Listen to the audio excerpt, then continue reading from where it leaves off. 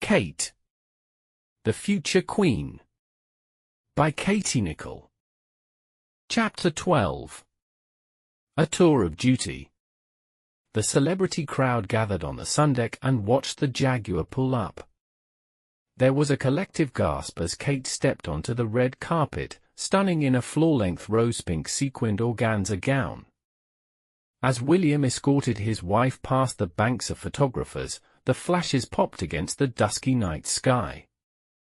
They led the way into the cocktail reception, pausing before moving inside to admire the high divers displaying their acrobatic prowess at a deep-water pool. The evening, to celebrate the 10th anniversary of one of their foundation's chosen charities, Absolute Return for Kids, was the couple's first engagement since their wedding.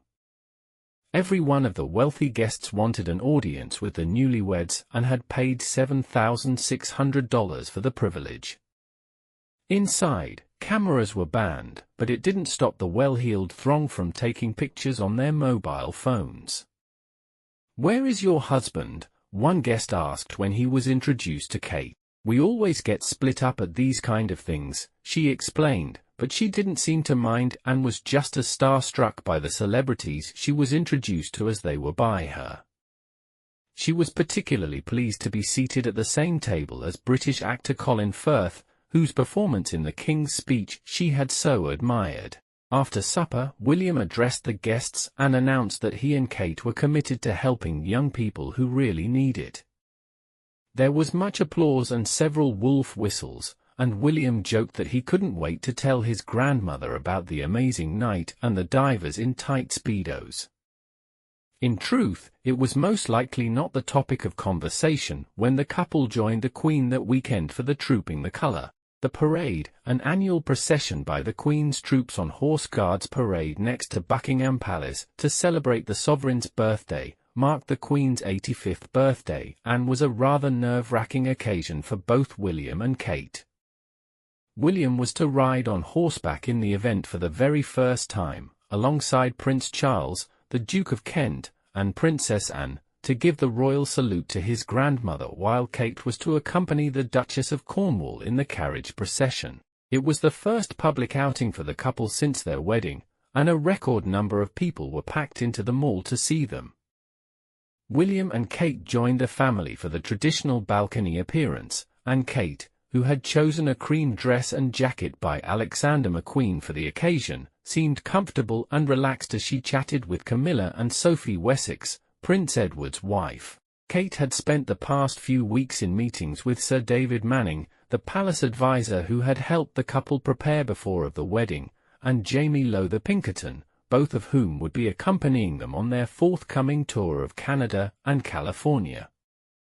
She had never been to the United States or Canada, and William had forewarned her that the tour would be immense fun but also hard work.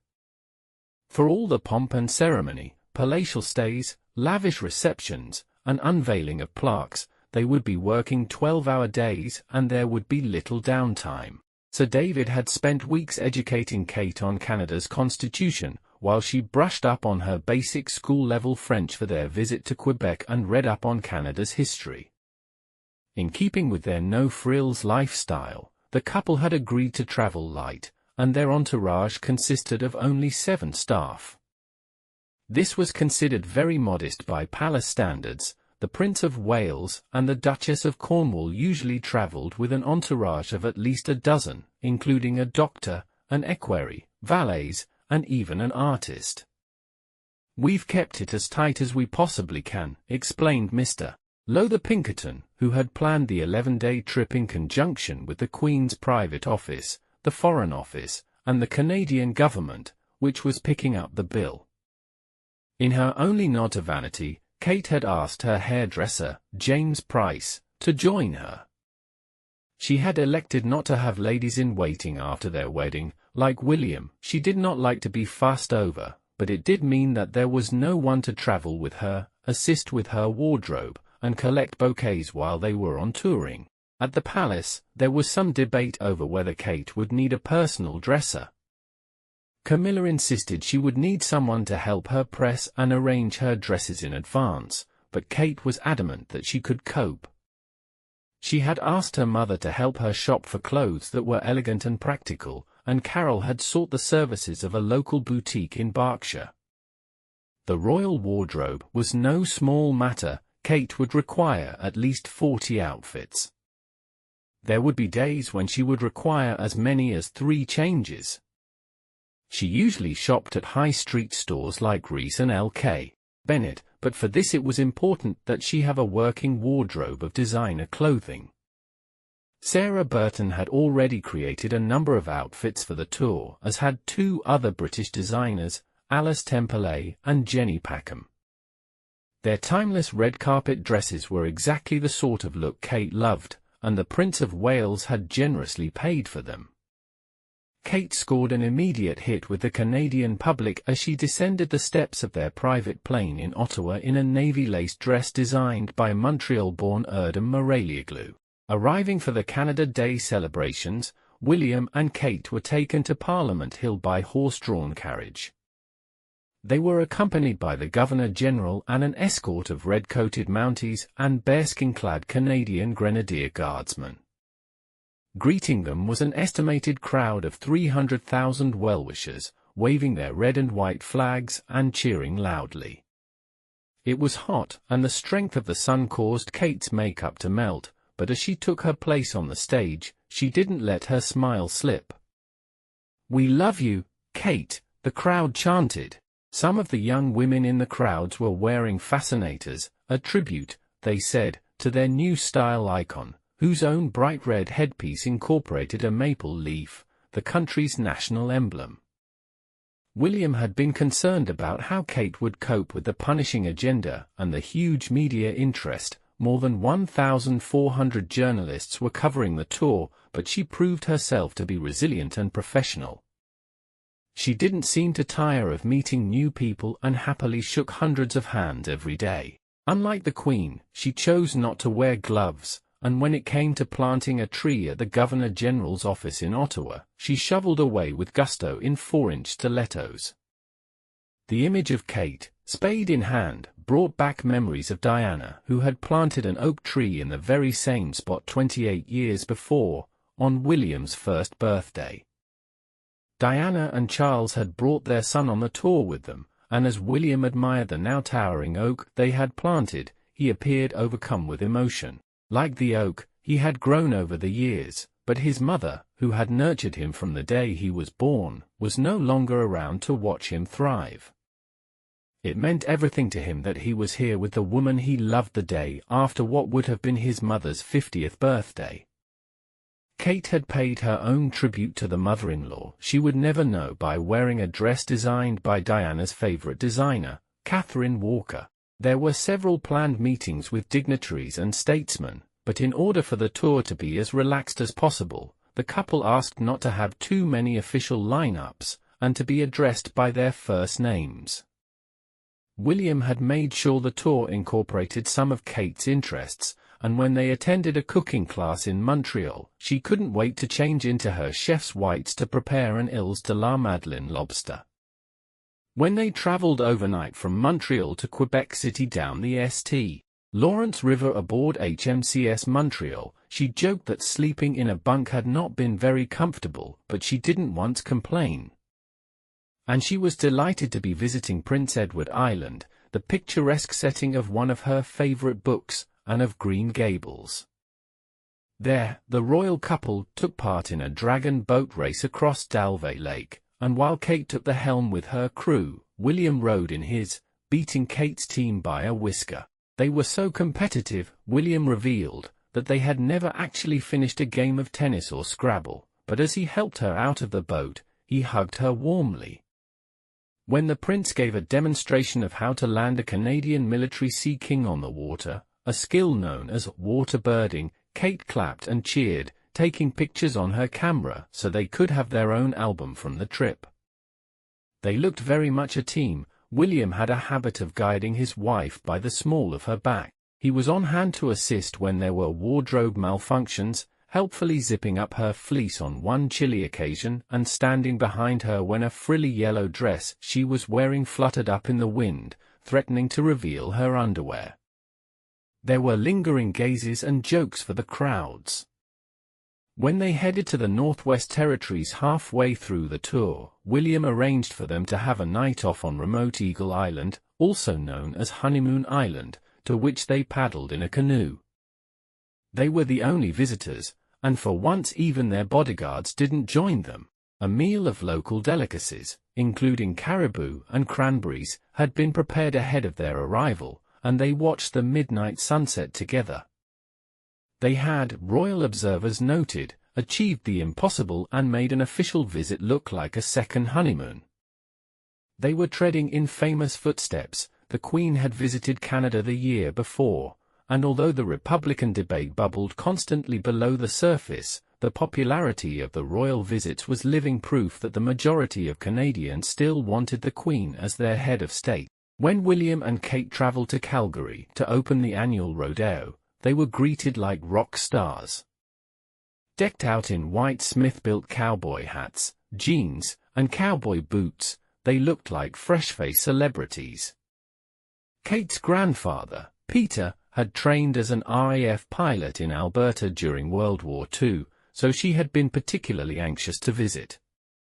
At the end of the tour, as they boarded the steps of the Canadian Air Force jet bound for Los Angeles, they were waved off by Prime Minister Stephen Harper. "We haven't seen a lovin' like that since the first visit of the Beatles," he told them with a smile. "Everywhere you went, you left a trail of utterly charmed Canadians in your wake." A similar love-in greeted them in Los Angeles. At a charity polo match in Santa Barbara, wealthy guests paid up to $4,000 to lunch with the royal couple. Their appeal was universal, and at a British Academy of Film and Television Arts dinner in downtown LA to celebrate upcoming British talent in the film industry, they dazzled and charmed some of the town's most influential people. They chatted with Tom Hanks and Jennifer Lopez, shook hands with film director Quentin Tarantino, and enjoyed their time with movie producer Harvey Weinstein and the actress Nicole Kidman. Will and Kate Conquer America was the headline on a commemorative issue of People magazine, which crowned them America's new king and queen. Back at home, aides briefed the palace that the tour had been a resounding success. Kate, who was only 11 weeks into her royal tenure, had proved a flawless and priceless ambassador for Great Britain. The Queen wrote to William and Kate to congratulate them, while the British press labelled Team Cambridge a triumphant success. When Charles and Diana had visited Canada after their wedding, Diana had been the real star, eclipsing her husband and, in doing so, badly wounding his ego and denting his pride. Kate and William had been equals, and when the crowd chanted for Kate, William had proudly ushered her in their direction. There was no jealousy on his part. Instead, he was delighted that Kate was such a natural. The press decided the moniker Waity Katie no longer applied, rechristening her Stately Kate. The transition in the young prince was also noted. When William had visited Canada as a shy teenager, he had hated being the center of attention, and even as a student prince, he had resented the media attention to his life. With Kate at his side, he seemed content, more accommodating of the cameras and ready to embrace his destiny. Back in Anglesey, William and Kate eased back into married life. William had instructed his aides to keep their diaries clear of official engagements, as he was desperate to get back in the cockpit. Kate had let slip during one walkabout in Canada that she worried every time her husband went off on a rescue mission, but she accepted that it was part of his job and her role as an army wife was to support her husband. Although she loved the peace and quiet of their life in Anglesey, she was sometimes lonely when William was on shift and was often left without enough to do. Fortunately, there was a new project to occupy her. William and Kate had been given a new London home at Kensington Palace by the Queen. The two-bedroom house, known as Nottingham Cottage, which was situated within the palace compound, was billed as a starter home so that they could move out of Clarence House and have their own London base.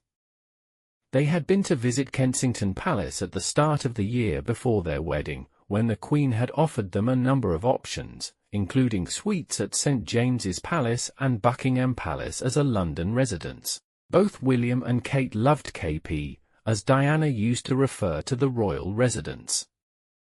William had suggested living in apartments 8 and 9, his childhood home, which evoked many happy memories of learning to ride his bike in the courtyard, but according to a friend, Kate had found the idea creepy, and far preferred the late Princess Margaret's apartment 1A, which was being used as office space and the headquarters for the Prince of Wales's drawing school. The 3-story property, with its 40 rooms and walled garden, would, she suggested, make a fabulous London family home. It was in need of extensive renovation, and so it was agreed that the couple would live at Nottingham Cottage until the renovation was complete, with plans to move in sometime in 2013. Situated next to Wren House, the former residence of the Queen's cousin, the Duke of Kent, Nottingham Cottage has a pretty front garden. Kate had revealed in Canada when she planted the ceremonial tree that she is an avid gardener, and as well as planting some bulbs, she also started on a small refurbishment and had the house painted. With the help of British interior designer Kelly Hoppen, who helped her choose fabric swatches and soft furnishings, Kate soon made the house their home. With just 2 bedrooms, a living room, a very small dining room, and a kitchen, it was small but delightful. It suited them well, and on weekends, when they were in London to catch up with family and friends, Kate would have her hairdresser or beautician come to the house. It was more private and relaxed. She would be having treatments, while William was making tea and toast in the kitchen. It was all very relaxed, recalled one regular visitor. Most of their time was spent in Anglesey, where their lives were simple and low-key. While William was working, Kate began looking into the charities and organizations that she was interested in working with, and she started researching on the internet. Hundreds of organizations had written to the palace, desperate to have her patronage, and she was eager to find out more about some of them. Until now, she had only worked with Starlight and intended to develop her philanthropic role. She also took great pleasure in overseeing the running of their Anglesey home. They had a house cleaner but no other staff. It was William's job to put the trash out, with Kate in charge of keeping the pantry stocked and cooking meals. She had started making jam and was seen stocking up on canning jars at the local hardware shop. She also loved hill walking in the countryside and continued to take photographs of the coastline and the dramatic mountains. In the evenings, she cooked, and they loved staying in and watching a selection of DVDs, such as The Killing, in marathon sessions. Sometimes they ordered pizza for delivery, and they often drank at the nearby White Eagle pub. Occasionally they went to the cinema, sneaking in unrecognized in baseball caps, with a large bucket of popcorn to share. It was the ordinariness that William thrived on, and they loved the fact that they were never spied on.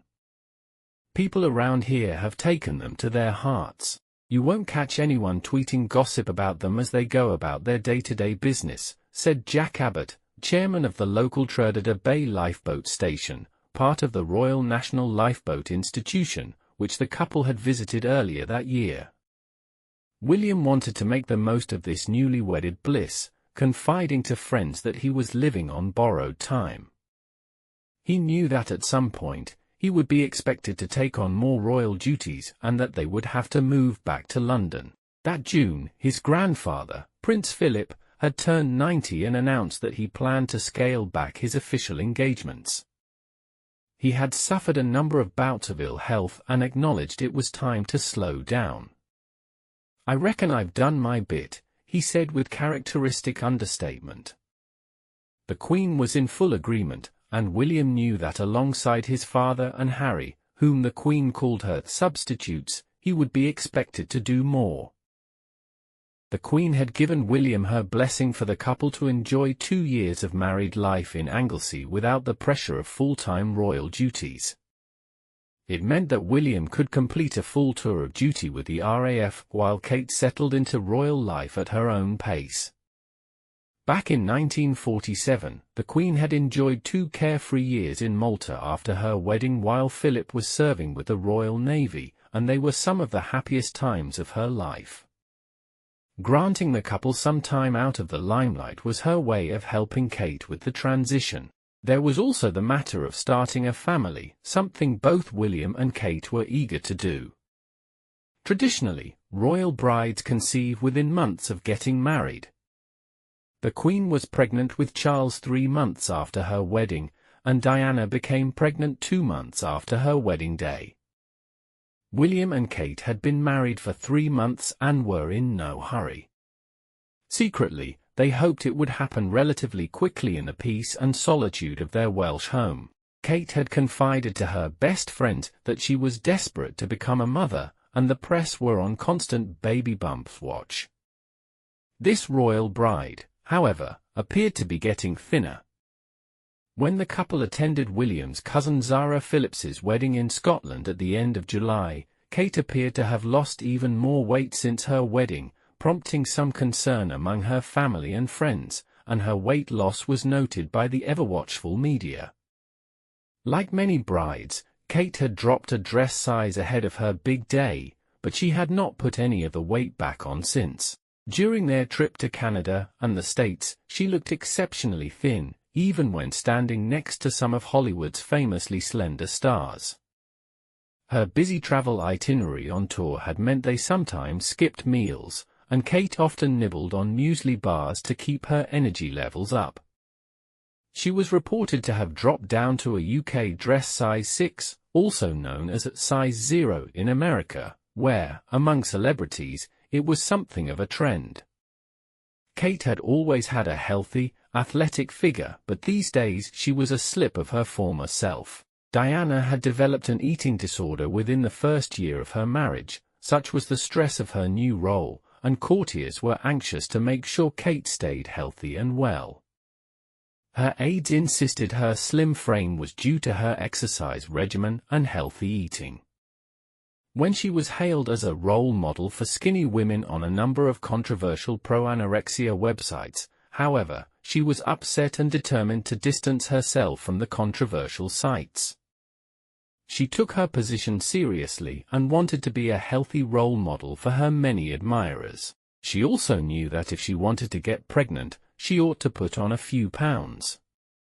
The summer of 2011 afforded William and Kate some time to relax, so at the end of August, they travelled to Scotland to spend the bank holiday at Balmoral. The Queen was delighted to hear that Kate had spent some of her time drawing up a short list of charities she wanted to work with. Together with Jamie Lowther Pinkerton and Rebecca Deacon, another of Prince William's 11-strong team of aides who had been assigned to assisting the Duchess, Kate had been quietly visiting a number of charities and organizations. She had read up on the ones she was interested in.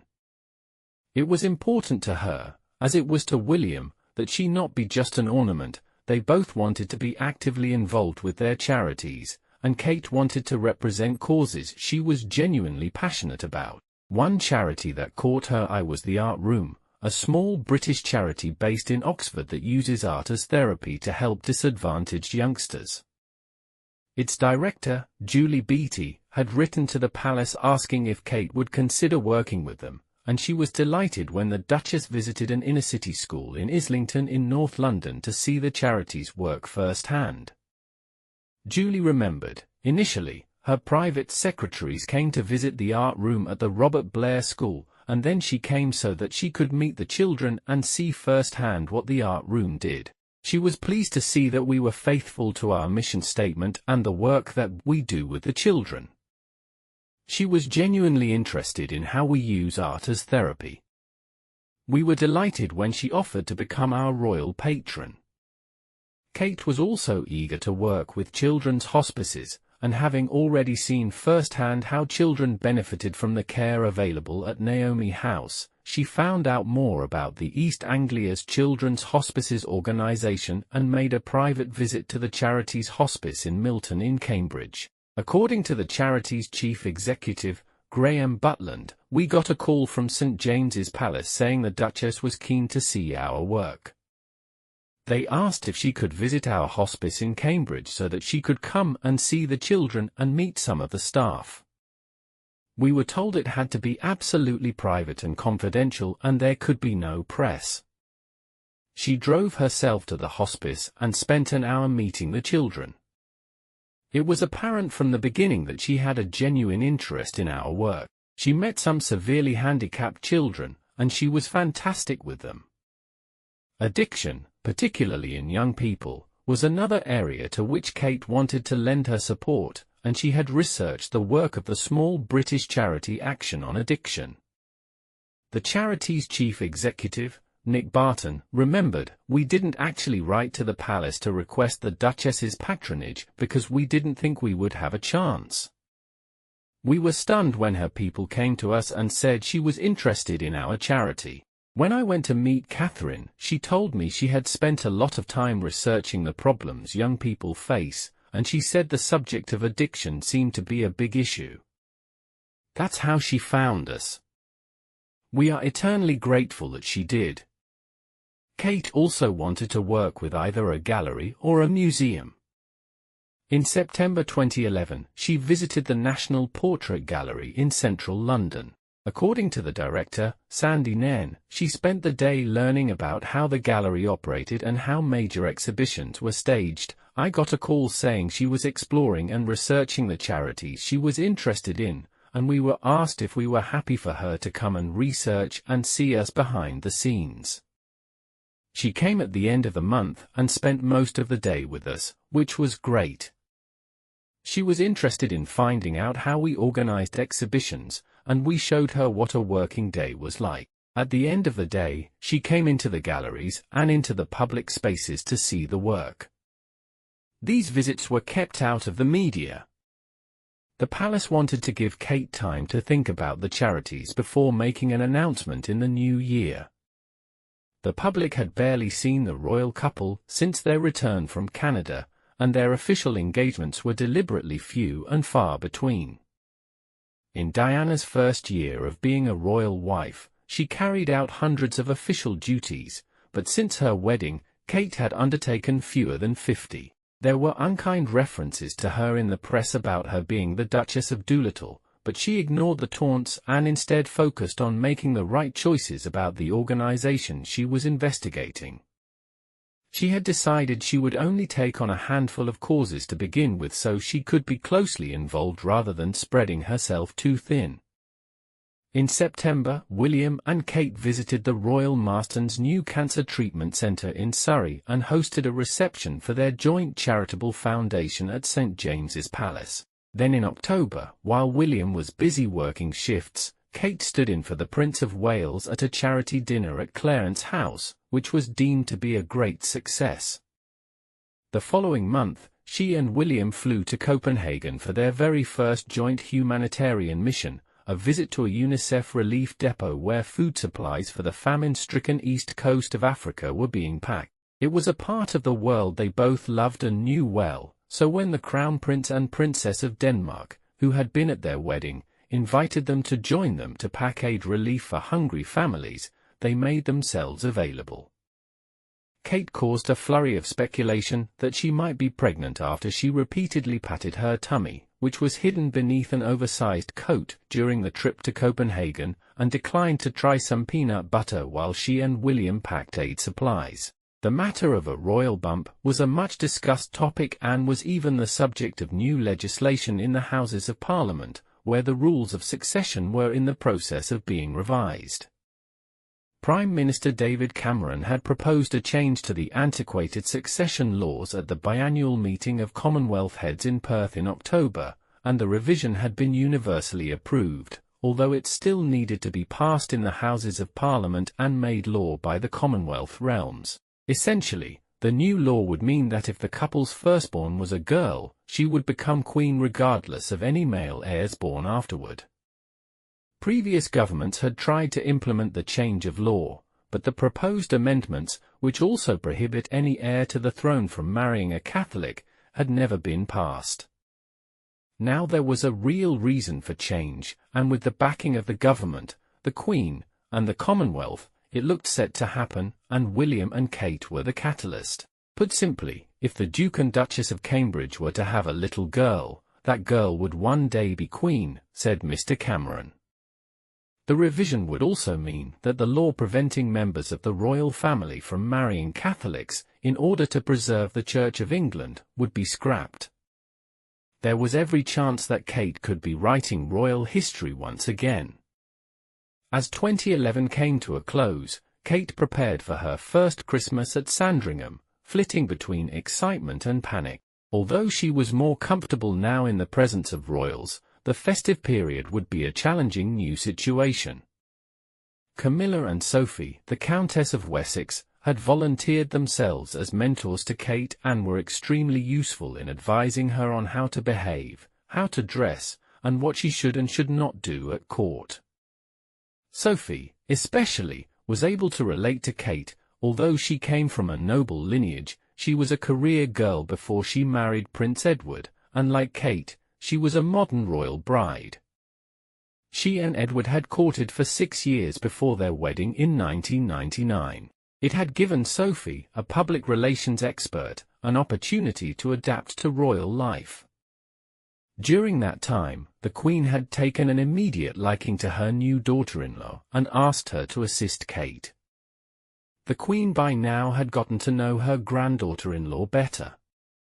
They had carried out their first engagement together that summer when they viewed Kate's wedding dress on display at Buckingham Palace following the royal wedding.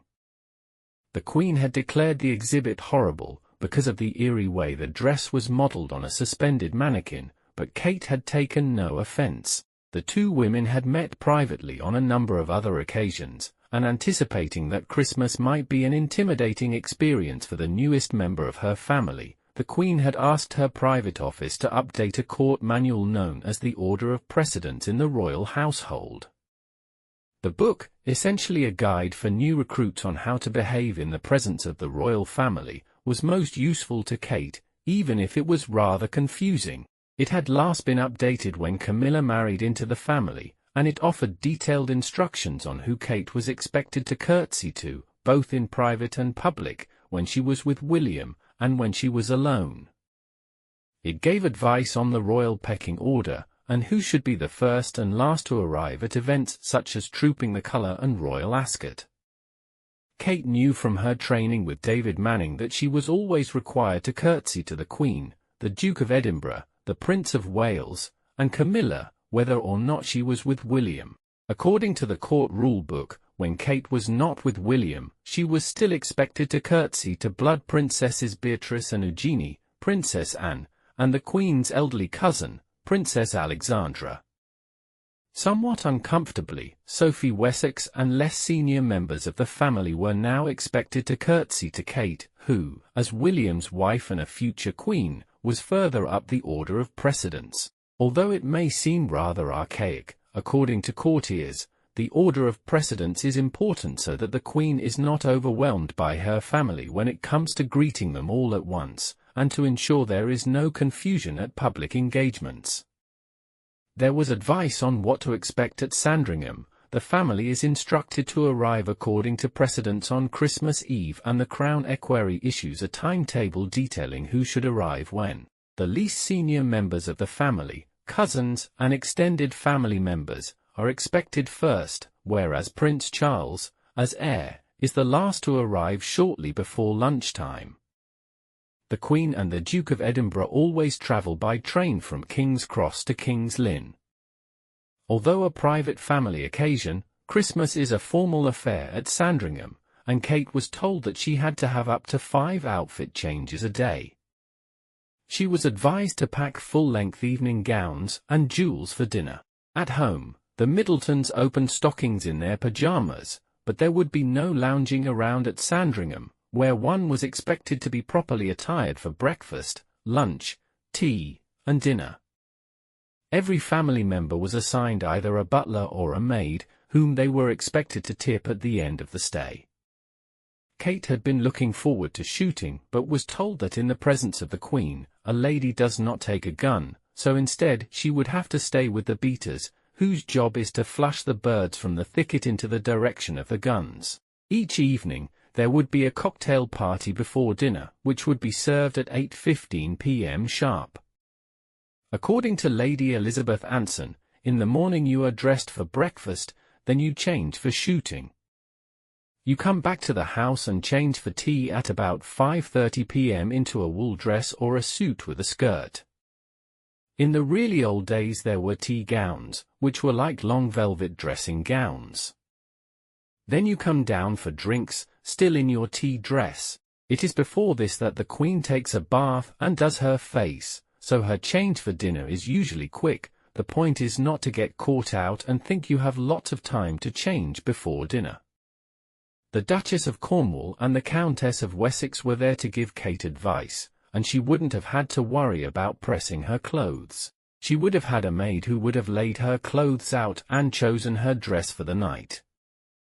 Kate had put much thought into both her clothes and presents for her deserves would be perfect gifts. Joke presents always went down well, and she reportedly bought Prince Harry a grow-your-own-girlfriend kit. William had explained that the family exchanged only small offerings and the Queen was always the first to open gifts, which were lined up on a trestle table in the Red Drawing-Room and opened on Christmas Eve rather than Christmas Day, which the Queen believed should be an entirely religious day. Diana had embarrassed herself when, at her first family Christmas, she handed out expensive gifts, such as cashmere sweaters, which were considered ostentatious. Kate was in church on Christmas morning along with the rest of the family, where prayers were said for the Duke of Edinburgh, who had been taken ill on the night before Christmas Eve and airlifted to a hospital after suffering chest pains. A crowd of nearly 3,000 people gathered outside St. Mary Magdalene Church on the Sandringham estate, numbers that had not been seen for many years. Certainly, the gathering of glamorous young royals made it an attractive and colourful spectacle. Kate had opted for a plum hat by milliner Jane Corbett and a coat in the same colour. Princess Beatrice, who had caused a sensation at the royal wedding with her choice of garish headwear, had opted for a subtle black pillbox, while newlywed Zara Phillips showed that she could keep up with Kate in the fashion stakes with an eye-catching Rouge designer hat. Flanked by William and Harry, Kate wished the crowds a Merry Christmas before they headed back to the main house for a lunch of traditional turkey, cold meats, and all the trimmings, served on silver salvers. It was all very different from the relaxed Christmases at home with her father dressing up and James pulling out the Christmas puzzle. This year, Kate watched the Queen's speech with the monarch. It must have been a surreal close to a formidable year. An ordinary girl from a very normal family, Kate was now seen as the rising star of the royal family. It was a daunting but exciting prospect. There was a part of her that deeply missed being with her own family. She was particularly sad not to be with her sister, who was heartbroken after having recently split up with her boyfriend, Alex Loudon. The former Etonian had ended the year-and-a-half-long romance, and Pippa's new celebrity status was rumoured to be at the root of the split. She had become a global superstar following the royal wedding, and offers for interviews, modelling contracts, and book deals had come flooding in. Pippa edited an online magazine for party pieces and still worked part-time for an events company in London, and now she was working on her first book, having signed a six-figure publishing book deal just before Christmas.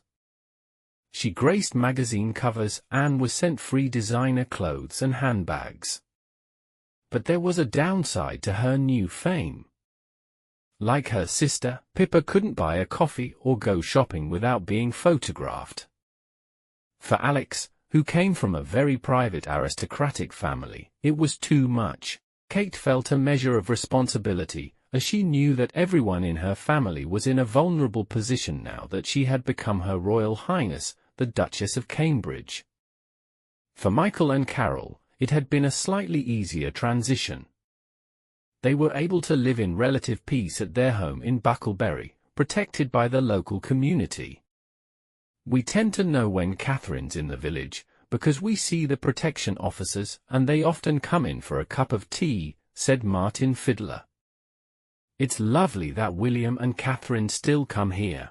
We often see them and the family walking, we give them a wave and let them get on with their lives. William had kept his promise that they would not be left out in the cold, and earlier that same year, Kate's parents had been invited to Royal Ascot at the personal invitation of the Queen. They enjoyed lunch at Windsor Castle and arrived at the world-famous racecourse in the royal procession by horse-drawn carriage. Watching from the comfort of the royal box, they happily chatted with Princess Beatrice and Princess Anne, and, as avid horse racing fans and part owners of a racehorse named Sohrab, they spoke knowledgeably about the sport that the Queen has always loved. It meant a lot to Kate that so much effort was being made to include her family. In January 2012, she chose to celebrate her 30th birthday at the family home, where Pippa and Carol had organized a special supper. William had already given Kate her present, a delightful black cocker spaniel from a litter of pups belonging to James's dog, Ella. Kate named him Lupo, the Italian word for wolf. The Middletons are wildlife enthusiasts and are friends with a local villager who runs a wolf protection charity in Berkshire. It was deemed the perfect opportunity to announce she would be taking on working roles with the National Portrait Gallery, the Art Room, East Anglia's Children's Hospices, and Action on Addiction. She had also decided to work with the Scout Association. As a former Brownie and someone who loves camping and the outdoors, she was said to be particularly excited about this commitment. According to the palace, she wanted to be actively involved and would spend the coming weeks visiting her chosen causes. The fact that her diary was so busy was a blessing. William was leaving for the Falklands for a 6-week-long tour of duty at the start of February, and Kate, who had been dreading the time apart, moved from Anglesey to Nottingham Cottage. She was understandably nervous about going solo, in particular about giving her first public speech. Until now, she had always had William to guide and support her. Her first visit to the National Portrait Gallery to view an exhibition of Lucian Freud's work in early February was a gentle introduction to her new life as a working royal. She used to visit the gallery as a student, and being involved with its work was a dream come true. As she mingled with guests and commented on the exhibition, she seemed to be enjoying herself. As well as promoting the arts in London, Kate hoped to heighten the gallery's profile. The gallery had never had a patron before, and according to the director, Sandy Nen, Kate's affiliation gave it a real platform. The Duchess opens us up to a wide range of people, some who might not know who we are. She is such a recognized public figure both in this country and abroad. Having her as a patron is a very positive thing for us. Compared to Diana's first public engagement, when she trembled with nerves as she switched on the Christmas lights on Regent Street, Kate was poised and composed. She had followed William's advice to be herself, though she was apparently teased by her family for her new plummier voice when she gave her first public speech at a hospice in Ipswich. Her frequent pauses and emphasis on certain words suggested she was still receiving voice coaching, but her passion for her causes was not something that had to be learned. She had about 150 people standing watching her in the room, and several millions a camera lens away. It was a huge test for her, said Graham Butland, the chief executive of East Anglia's Children's Hospice who worked with Kate on her speech. I think she was nervous, but she did really well. When she stepped off the platform, there was a genuine sigh of relief. I think she has grown a lot in confidence, and what she has achieved is amazing. She has raised the profile of children's palliative care around the world. When she visited a children's hospital in Liverpool on Valentine's Day on February 14, Kate was visibly moved when a sick 4-year-old hugged her, and when later in the day she visited a rehabilitation centre, she made a point of chatting to some of the people who had waited hours to see her. Some of them had brought red roses and handmade valentines. She told one young fan that William had remembered to send her a card and flowers. She wasn't afraid to get her hands dirty, and when she visited the art room's headquarters in Oxford, she donned an apron so that she could join an art class. It was impossible not to draw comparisons with Diana, who had loved helping children. Kate had little time to miss William while he was away. In March, she joined the Queen and Camilla for the opening of the Diamond Jubilee Tea Salon at Fortnum and Mason in London's Piccadilly. The invitation from the Queen was quite deliberate and sent a clear message: here were 3 generations and potentially 2 future queens, and this was history in the making. As they admired a crown-shaped cake and sipped tea, the 3 women appeared to get along well. That same month, the Queen invited Kate to Leicester for the start of her Diamond Jubilee tour of the United Kingdom. It had been decided that the Queen and the Duke of Edinburgh, whose health was still a concern, would travel around the country while the immediate family would tour the Commonwealth realms. The Jubilee celebrations, to commemorate the Queen's 60 years on the throne, were deemed hugely important, and trips to the Commonwealth countries and realms had all been planned as part of the celebrations. Prince Harry was to visit Brazil, Belize, Jamaica, and the Bahamas, while Prince Edward and Sophie Wessex headed to the Caribbean. Prince Andrew would visit India, while Princess Anne toured Mozambique and Zambia. Charles and Camilla were to carry out the lion's share of the tour and in the coming months would visit Scandinavia, Canada, Australia, New Zealand, and Papua New Guinea. Kate and William had been asked to travel to Asia and the South Pacific in September. With another overseas tour to carry out, the Diamond Jubilee celebrations in June, and the London 2012 Olympics that summer, in which Kate, William, and Harry would be representing Team Great Britain as ambassadors, Kate had a lot on her plate and confided to one courtier that she knew she had a lot to learn. The Queen had made it clear she was there to help, and taking Kate to Leicester was her way of showing her the ropes. She could have invited any one of her grandchildren to join her for the first day of her historic tour, but she had asked Kate. William had benefited from years of mentoring from his grandmother. Kate's tutelage was to be a crash course. As they walked through the city in the sunshine, the crowds cheered and waved Union Jacks. Kate was careful to follow the Queen's lead, falling in line behind her and watching and learning from her every move. The Queen and her advisors were shrewd enough to see that Kate had star quality. In her daringly above-the-knee skirt and towering stilettos, which she had selected herself for the day, she added a sprinkling of glamour, while the Queen and the Duke of Edinburgh brought majesty, history, and familiarity. The start of June marked a weekend of celebrations for the Diamond Jubilee, and Britain was ready to celebrate. Street parties had been planned around the country as the nation celebrated a double national holiday. On Sunday, June 3rd, there was a spectacular river pageant down the River Thames. A concert outside Buckingham Palace had been organised with some of the biggest performers in the world taking to the stage on that Monday, and finally, on Tuesday, which marked the close of the celebrations, there was to be a service of thanksgiving at St. Paul's Cathedral. There had been some resistance about the cost of the celebrations, given that Britain was already footing an $18 billion bill for the Summer Olympics. But the $15 million river pageant was being funded through private sponsorship, and the greatest boat trip the country had ever seen was a resounding success, despite the driving rain.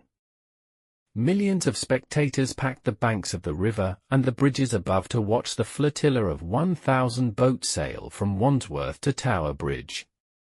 The Queen and the royal family sailed downriver aboard the Spirit of Chartwell, a specially commissioned barge, and for 5 hours they stood in the freezing wind and rain, waving to the spectators. In true British spirit, no one was going to let the rain put a dampener on the occasion, but the horrendous weather did take its toll on the Duke of Edinburgh, who was admitted to a central London hospital on Monday with a bladder infection. His absence was felt at the pop concert at Buckingham Palace, where 500,000 people cheered loudly at Charles's request in order that his father might be able to hear from his room at the King Edward VII Private Hospital. A spectacular fireworks display brought the evening to a climax, and William and Kate, who had been dancing in the royal box with the rest of the family, continued the party at a VIP reception for the artists and performers at the palace afterward. It had been a wonderful night.